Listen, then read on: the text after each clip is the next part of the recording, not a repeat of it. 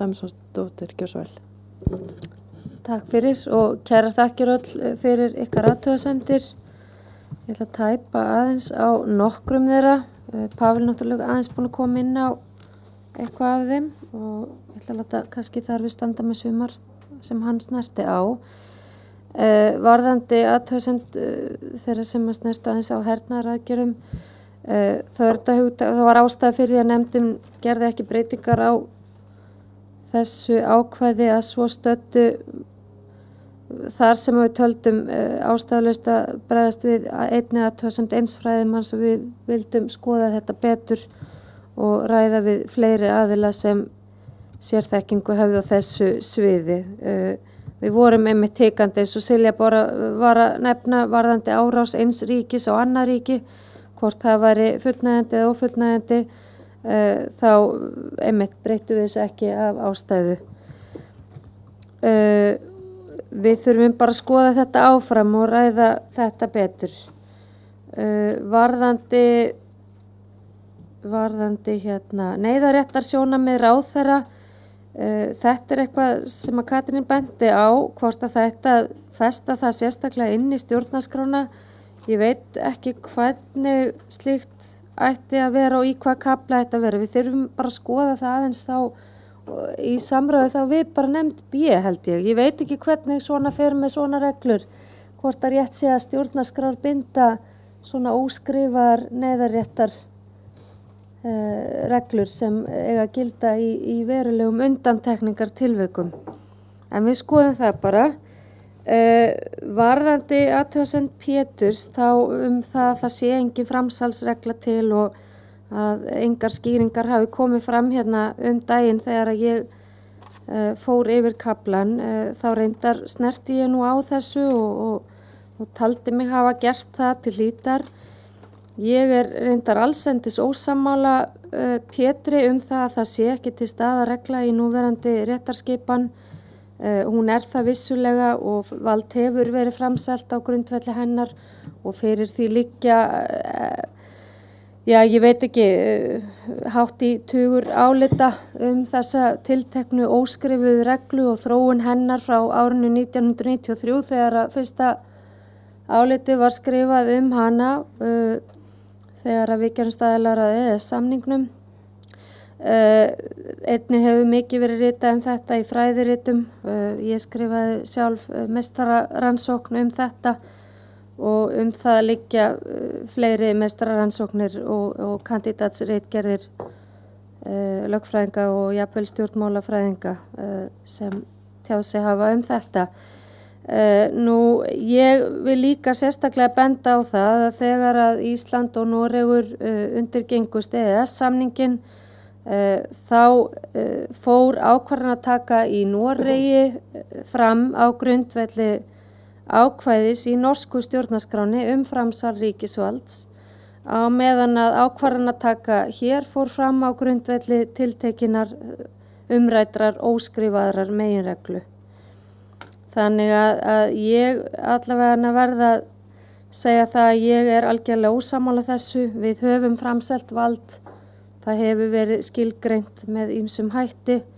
Auðvitað það umdeilt meðal fræðimanna hvernig nákvæmlega reglan Það sem við settum inn í greinargerð eingöngu ítrasta lýsing á þessari reglu sem síðast var sett fram í fræðiriti sem við fundum. Það mér algjörlega meinalaust að breyta aðeins til greinargerðinni. Það bara skiptir í sjálfu sér engu máli fyrir okkur. Þetta hins vegar bara mikilvægt að skýra af hverju við erum að leggja til ákveðna hluti til þess að það liggi ljóst fyrir ástæður þess.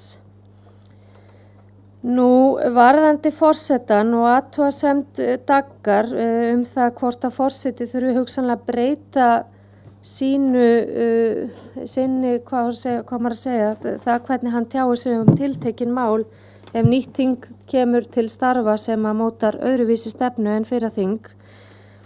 Þá langar mig fyrsta lagi bara benda á það að íslenskir embættismenn og starfsmenn ríkisins þurfa í sínu starfsumhverfi að vinna á grundvelli mismunandi stefna sem geta breyst með nýjum ráðherrum og nýjum stjórnvöldum.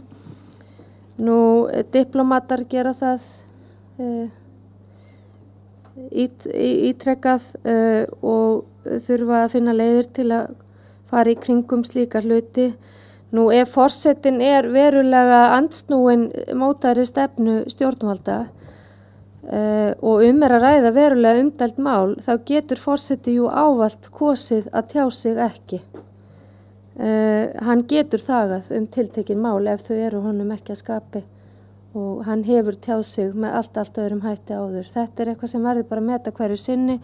Við erum að leggja þarna einhverja grundvallarlínu það að hann skuli ekki tjá sig í verulegri andstöðu við mótaða stefnu þegar að ræða umdeild mál. Ég held svona, já, mér langar einmitt eins og Gísli snerti hérna aðeins á annars vegar því hvort þriðja greinin væri fullnægjandi í þeirri mynd sem hún framsett núna og þá einhver með hliðsjón af þeirri tillögu sem hann hafði lagt fram.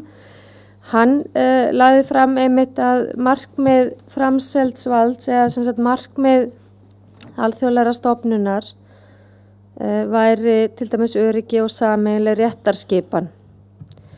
Nefndinni, við fórum yfir þetta, ég biðst bara forláts á að ég hafi ekki snert á þessu og ég hafi ekki komið inn á þetta bara í greinagerðinni, en við fórum yfir þetta, hvort breyta ætti þessum tilteknu markmiðum sem nú setjum við fram friður og efnahagssamvinna.